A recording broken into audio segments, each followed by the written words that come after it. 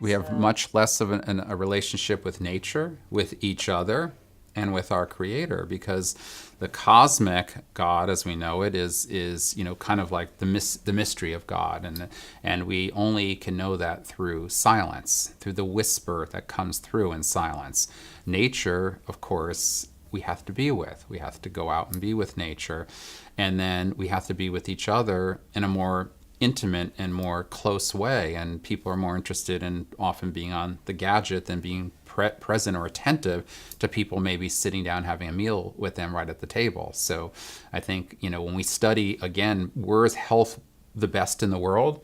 None of those areas are technologically advanced. Sardinia, Icaria, Okinawa, all of these well, pockets around the world, people are still living fairly simple. They're having meals together. They're eating from the earth. They're celebrating life. They're celebrating aging, the wisdom of our elders. And yet we keep thinking that we're in a hurry to get somewhere, but we're really and not. where Now, is back that? to the nervous system in my lectures, and now the other thing we're learning is a lot of the traditional herbs used to support the nervous system are great at also inhibiting cancer. So my talk has been on looking at and exploring herbs like lavender. You would never Yeah, think it's wonderful. lavender, kava, St. John's wort, the sacred plant St. John's wort, Poriococcus, magnolia, ziziphus seed, skullcap, passion flower, all of these plants that have traditionally been used to kind of taper the sympathetic nervous system, and Ralufia. Ralufia is shown to be inhibitory to ovarian cancer, pancreatic cancer, prostate cancer, potentiate chemotherapy, and it's probably the strongest herb in the world for quenching the sympathetic nervous system. So instead of a beta Yeah. blocker, you have a product called Tranquility. Is that something you would recommend, or is I it use more? Tranquility, and then the one with Ralufia is the cardiotonic, Okay. actually. But then also practices, meditative practices, getting people aware. Again, awareness is always the first step, and then the desire. So you actually petition. Once you're aware, then you have to petition. You have to say, I actually desire to change my behavioral patterns, because it's very difficult. Well, Yeah, it's it's getting prayer attuned and with your right. spirit and not your emotional self. It's moving beyond the emotional patterns that are ever prevalent in and how we live our lives, and getting to even a deeper place, another layer. And it's sort of the beauty of growth and life, is to get to those layers. Well, you And say you do it. People say body, mind, spirit. You say spirit, mind, body. right. So, what do you feel the soul's role is in, even in illness or in life? I mean, we're not that in touch with our souls, or many of us aren't, because we're running, and you need quiet to be able to get in touch. Yeah, well, I often say that we're not, the embracement of medicine and ETMS and Mederi is not survival tactics. That's not the role that we play. I do feel that somewhere, with the relationship with plants and with my relationship with people, and also the growth that people have by embarking on a healthier way of living, ultimately brings us closer to the source of our spirit, of our soul, which is basically a source of love. It's an ocean of love, and getting to that place where we can have that, abundance of gratitude, kindness, loving kindness, and even in the wake of suffering, still have that, be ever present, and I think that everything is an opportunity, to actually experience that, and then get a little taste of possibly drawing heaven to earth, because that's the ultimate goal, Right. is to what is if you were to say, how do I imagine heaven? I definitely imagine nature to be a part of heaven. Yeah. It's too beautiful not to be. It's magnificent. And so everything, so by choosing to have an intimate relationship with plants, by actually ingesting them, to me is very spiritual. and more so than it is physical. So for my personal reasons are even grander than the fact that, yes, I think we can get this issue resolved with this or that, but it's also, hey, the plants are actually living inside you, conveying information to your genes, and it's very, very beautiful. And when I go back to the first book I read, Back to Eden, well, again, that book is about crude herbal medicine, but just the title, Back to Eden, just the sense that there is a whole pharmacy out there, and modern medicine looks at that pharmacy every day, but to manipulate it and isolate it for the good of their ego. Exactly, and that's not to respect it. So the same people that say that, oh, herbs don't do anything, well, why is 65 to 70% of all chemo drugs from plants? Why would that be? And you say herbs don't do anything.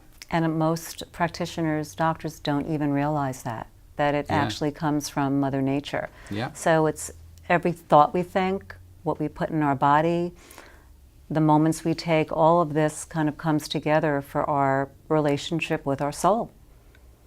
That's what I think. We all have one, yeah. And it's actually really wonderful to become acquainted with it. It is. It's pretty incredible. And not to be ever afraid. Not to be ever afraid. And this leads me into getting older and dying, because our culture is so afraid of that, unlike a lot of other cultures, that we try to keep people alive and do things that are not always necessary for the end of life, where people can kind of contemplate and have a graceful kind of a transition. And then we feel bad if we're dying or getting older, and that our whole relationship with that aspect of being here is we're not aware of it. I mean, what are your thoughts on that? And I almost think that we're going in the opposite direction. I think that we're doing all we can to physically alleviate pain and suffering of death, so much so that often people are actually, given enough medicine that they die. They wouldn't die sooner than they naturally would. They're basically, in that last few days, they're basically given enough benzodiazepines and morphine that it basically puts them asleep. And so physically, we keep thinking, well, but spiritually, what are people going through? They're suffering immensely, immensely with death. Death is very, very painful because it's such a, we're so uncertain.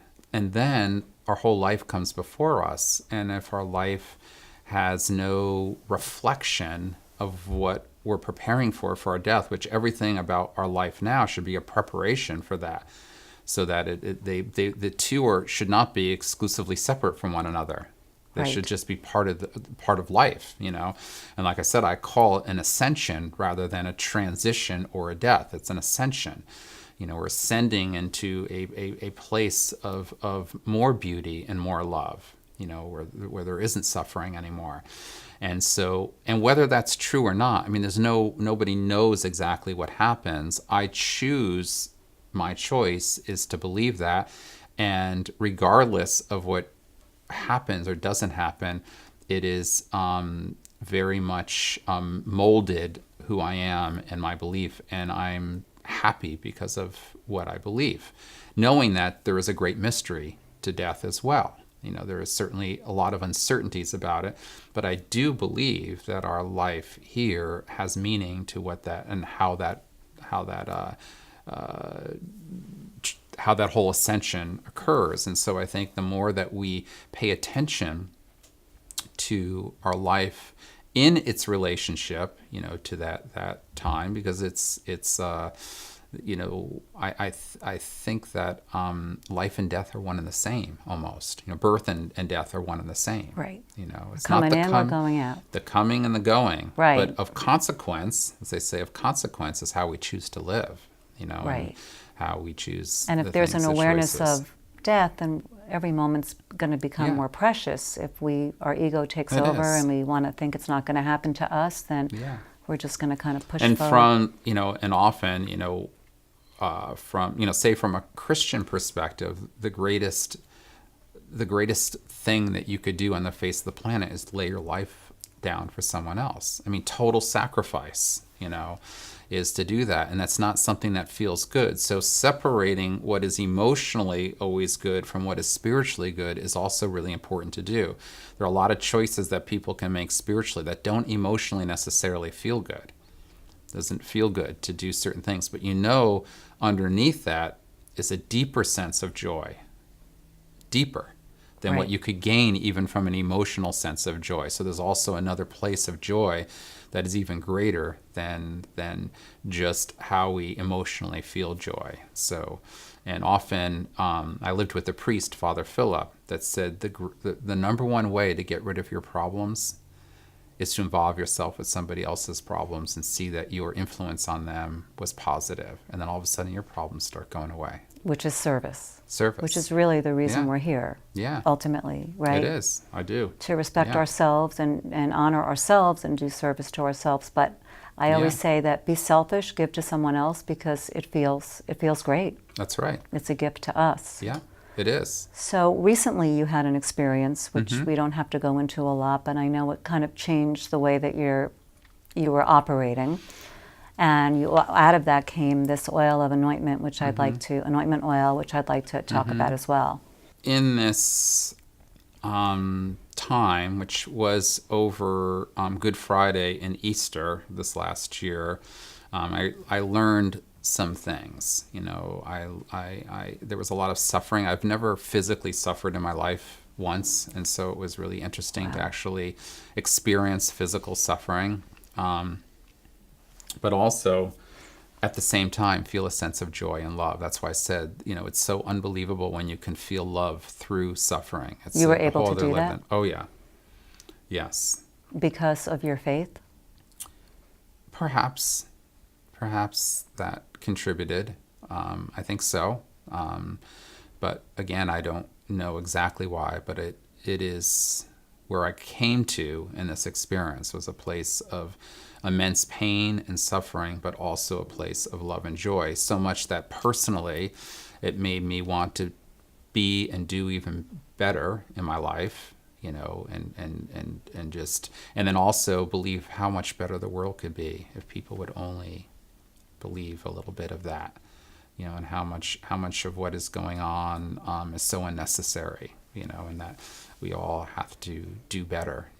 I really came to that conclusion that we all can do a little bit better, including myself, and so that came out of it. And one of the things, for example, was that I am so obsessed with studying cancer and studying science and becoming more knowledgeable, both for the knowledge itself, but also that when I do converse or go to a hospital and lecture to oncologists, that they walk away saying this guy knows more about our field than we do, which normally they say, and that doesn't happen by accident. And so then by me knowing all of the cancer drugs that are out there, all of their mechanisms, all of the pathways of cancer, then when I open my mouth and talk about herbs, I have the respect. And so I very much want to constantly learn. But what I learned through this experience is that I was going too far. That I wasn't studying my older books anymore, which I wasn't doing anymore. The ones that taught me the wisdom, the ones that taught me really how herbs work in the body. So I felt almost as if I was sinning in a way. So now every day I pick up one of my old herb books and study the herb the way it's meant to be studied by people that worked with a plant for 50 years and knew it intimately well, not some journal paper on an animal study on a plant compound that I read. Yes, I'll still keep doing that, but I won't do it at the expense that I need to continue to gain wisdom. So that's just one of the little things that I came. And then the oil of anointment, I learned of how painful death is, and how important it is. And again, going back to that, we've done a good job relieving physical pain in some, but nothing spiritual pain. And I learned that people need to be prayed over, sung, held, both for us living still and for the dying. Again, we need to experience it with them. Because then all of a sudden we're not afraid anymore. Exactly. If you're never there present with it, it's such a surprise to you.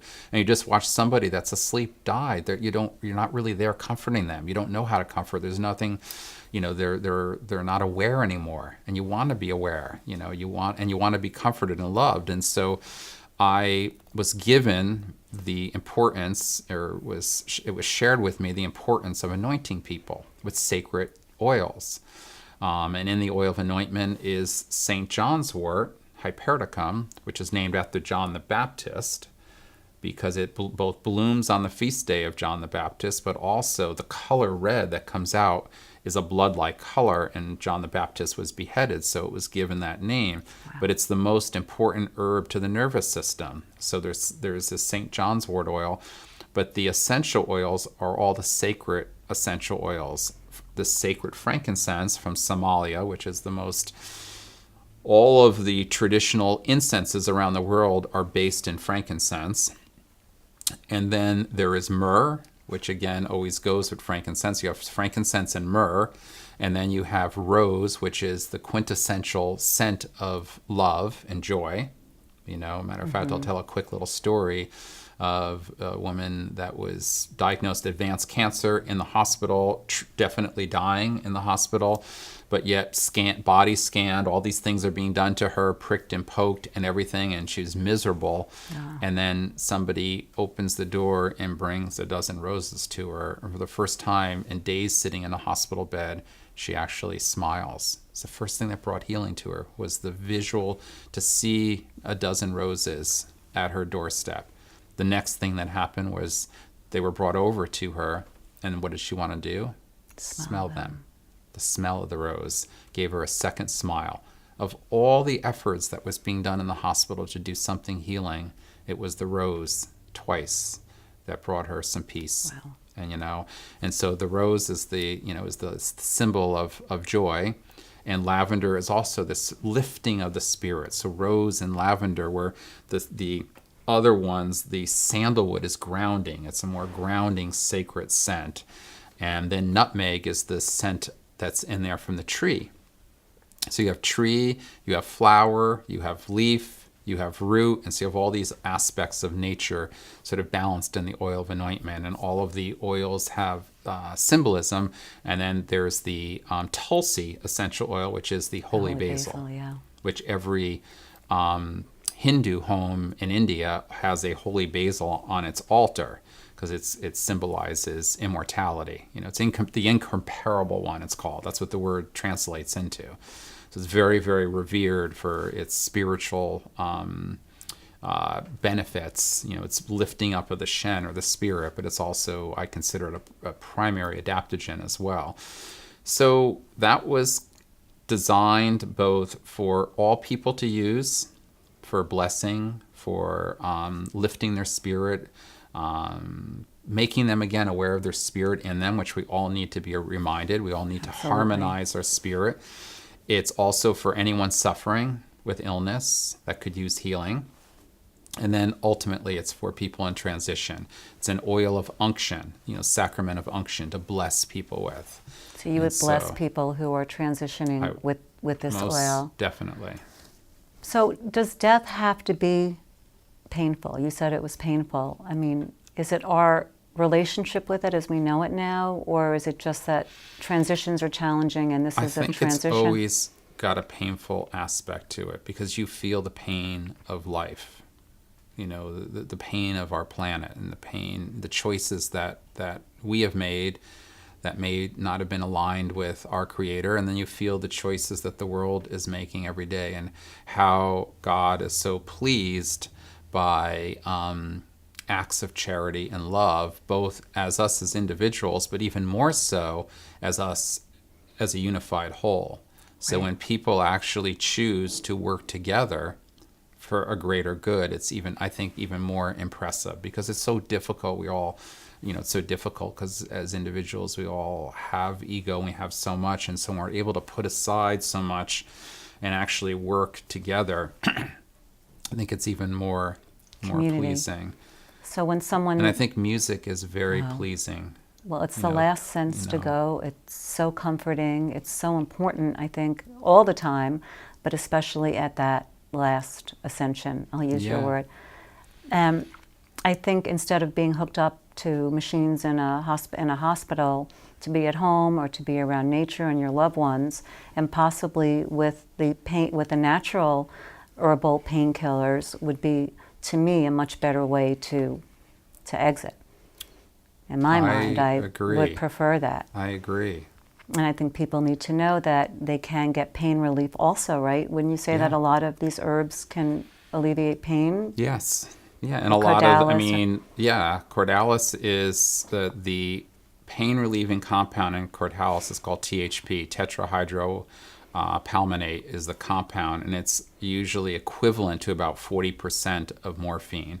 And it is slightly sedating, and then there are other herbs in that formula too that are also aid, but not as strong as cordalis itself. Some work on inflammation contributing to pain, some work on blood stagnation, some work on lymph stagnation, oxygen stagnation, but then you get direct pain relief effect from the cordalis. And I'm not to say somebody should be in excruciating pain by any means.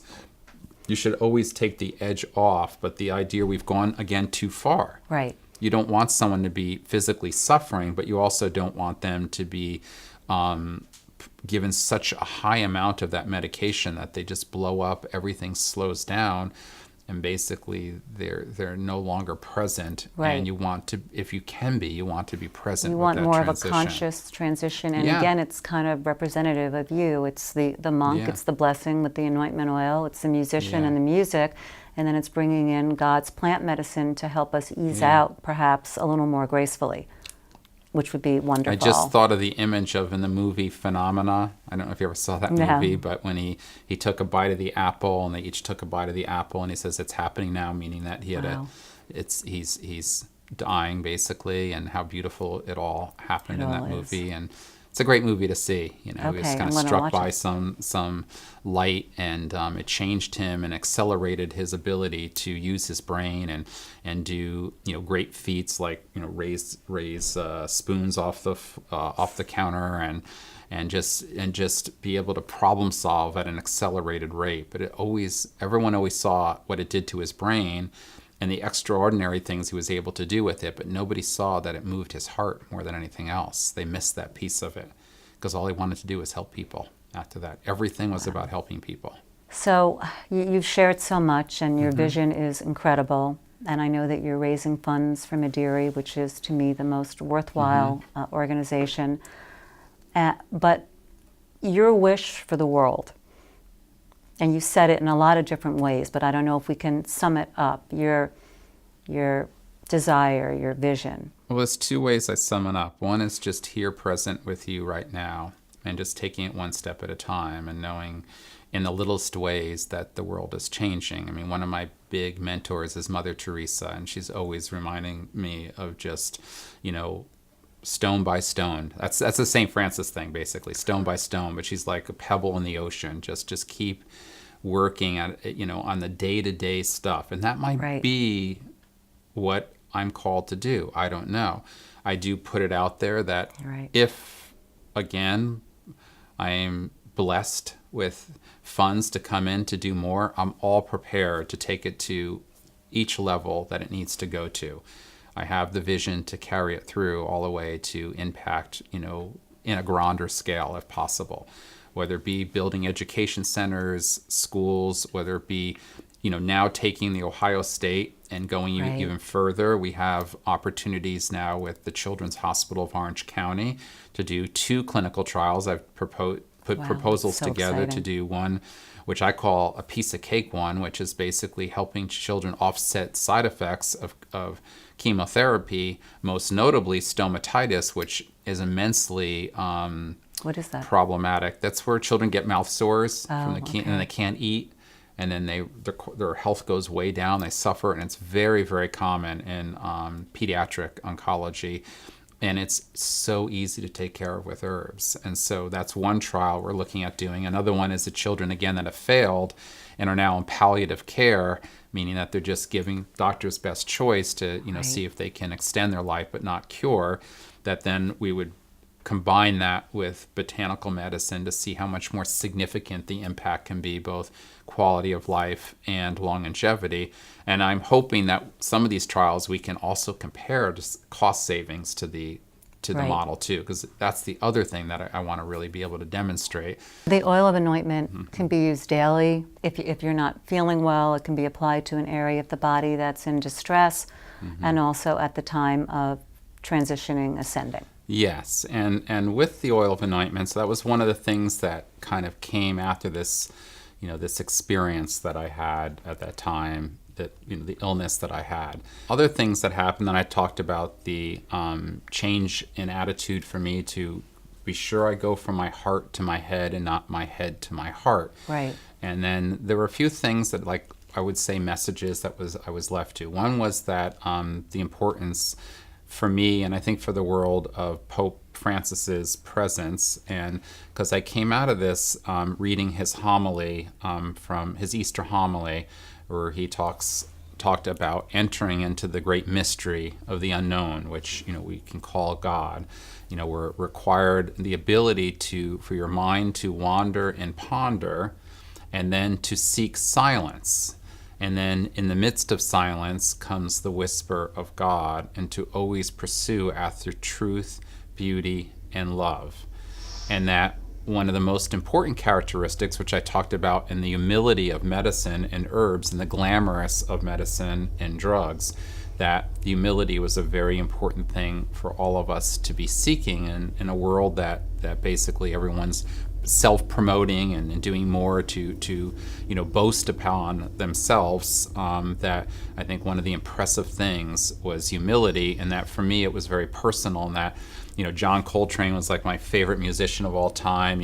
Big sound, lots of notes, explore, very spiritual.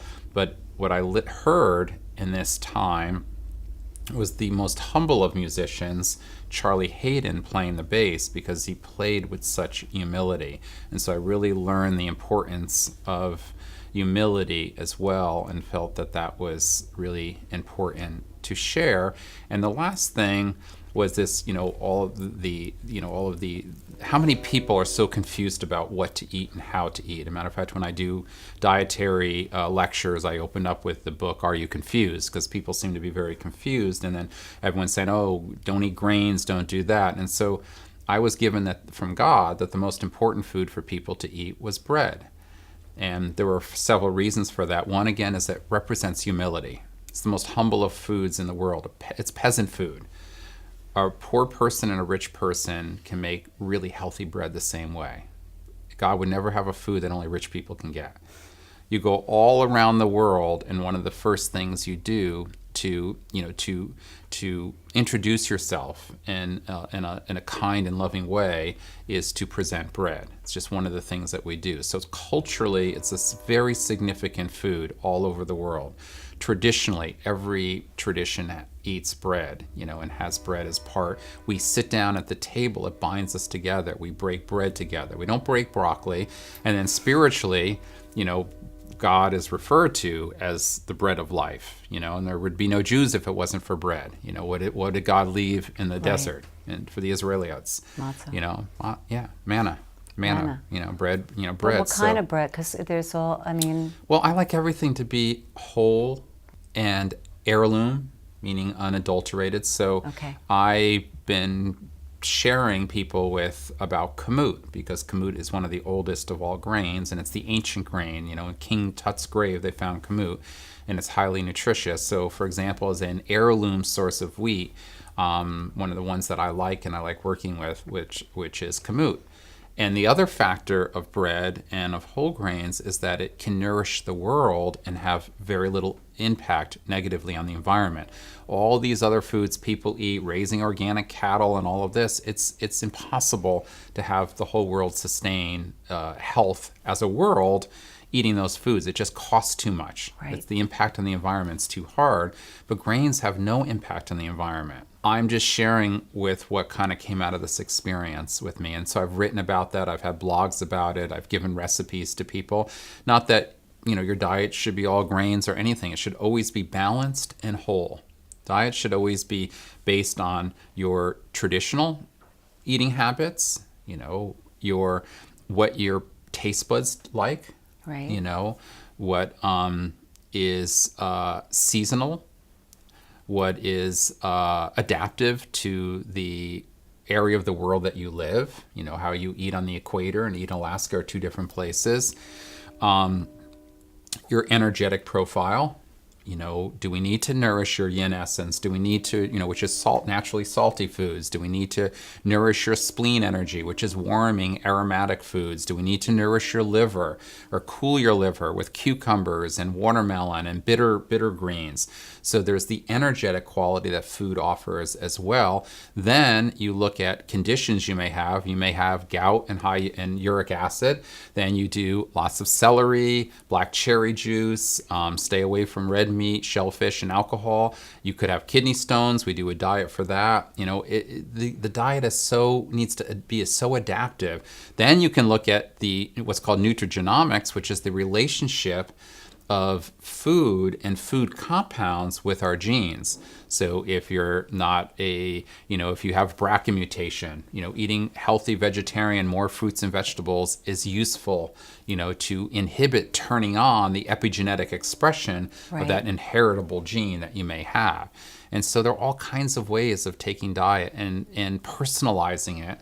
And that's what I try to do. So morally, environmentally, the whole meat industry, I know for myself, even though I love the way it tastes, ethically I just am not comfortable anymore. And it's not working, really. Yeah. So you're saying that bread, manna is life as long as it's healthy and organic and non-GMO and hopefully not sprayed with Roundup. And I think, yes, and I think a lot of people say, oh, I feel better not eating grains, well, because they're eating healthier. Because what they were choosing to eat before was unhealthy, for one. And also one of the roles of grains is that it holds moisture. And so when people eat lots of grains and they drink, they blow it up and they think it's basically fat or poor digestion. It's basically just lots of water in your stomach, because you're just basically the grain is absorbing the water. And so if that's uncomfortable, then you're just doing too much. And then some people become, because of eating poorly so long and their bodies being so out of balance, carbohydrate intolerant generally. And that's not the fault of the whole food. If you're eating whole foods, it means that we have to make your metabolism better. Body. You're not utilizing those foods well anymore.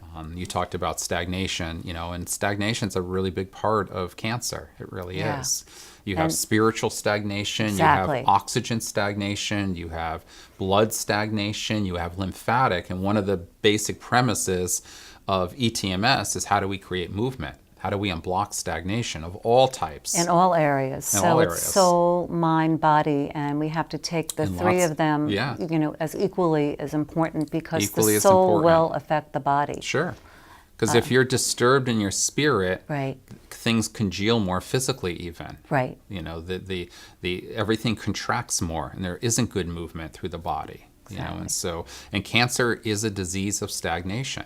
There's no doubt about it. Hypoxia is a characteristic of a tumor, basically learning to block out oxygen and create like a nest, like a bird nest. Right. That's what so a tumor it's energy. It's our energy. It's our vital force. It's our flow in relationship to everything, and hopefully more relationship to our souls, to nature, to love, to serving, and to being more aware of each other and community. I loved when I met you today, the first thing you said was the opening line of Pope Francis. Pope Francis, when he addressed on Saturday night when he was in this country, in Philadelphia, I believe it was, when he was honoring families. It was this big.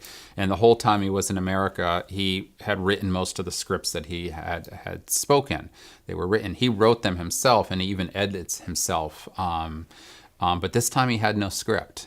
And so he opens up his talk on Saturday night like this. He goes, so before there was God, so everyone says, before there was God, wasn't God the beginning? Right. He goes, before there was God, there was love. I think that sums it up. I think that kind of says it all. Yeah, I think it was beautiful. And then he said 3 words that you should say every day. And one is please, the second is thank you, and the third is I'm sorry, he said. And John Wooden, the great basketball coach of UCLA, most famous of all basketball coaches, was a great, wise man.